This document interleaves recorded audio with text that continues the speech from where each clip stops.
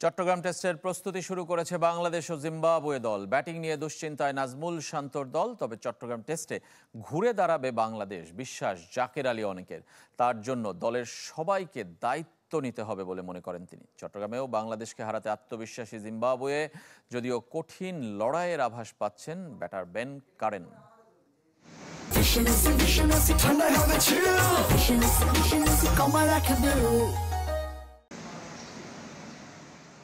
অভিযোগ পাল্টা অভিযোগ। ক্রিকেটার আর ক্রিকেট বোর্ড ঘিরে প্রতিদিন উঠছে নতুন নতুন প্রশ্ন।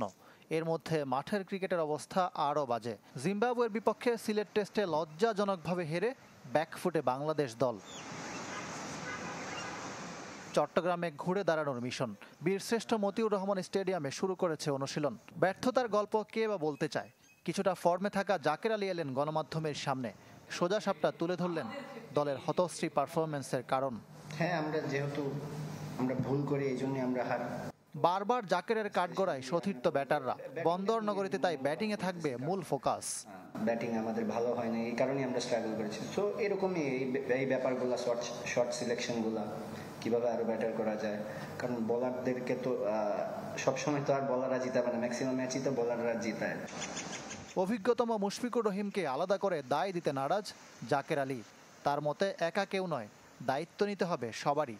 উনারই যে প্রতিদিন রান করতে হবে এমন তো কোনো কথা নেই, সবারই রান করতে হবে। ব্যাটার যতজন আছে সবারই রেসপন্সিবিলিটি নিতে হবে, সবার রান করতে হবে। অ্যাটলিস্ট রান না করলেও ওই ফাইটটা শো করতে হবে। জিম্বাবুয়ে আত্মবিশ্বাসী, তবে মোটেও নির্ভর নয়। তরুণ তুর্কি বেন কারেন দিলেন কঠিন লড়াইয়ের বার্তা। চট্টগ্রামে দেখছেন ভিন্ন চ্যালেঞ্জ। আশা করছি না যে এই ম্যাচ সহজ হবে। টেস্ট ক্রিকেট অনেক কঠিন। যদি জিততে চান তাহলে কঠোর পরিশ্রম করতে হবে। জিম্বাবুয়ের কাছে হারায় হতাশ, ক্ষুব্ধ সমর্থকরা। চট্টগ্রামে এই চাপটাও মাথায় রেখে নামতে হচ্ছে টাইগারদের।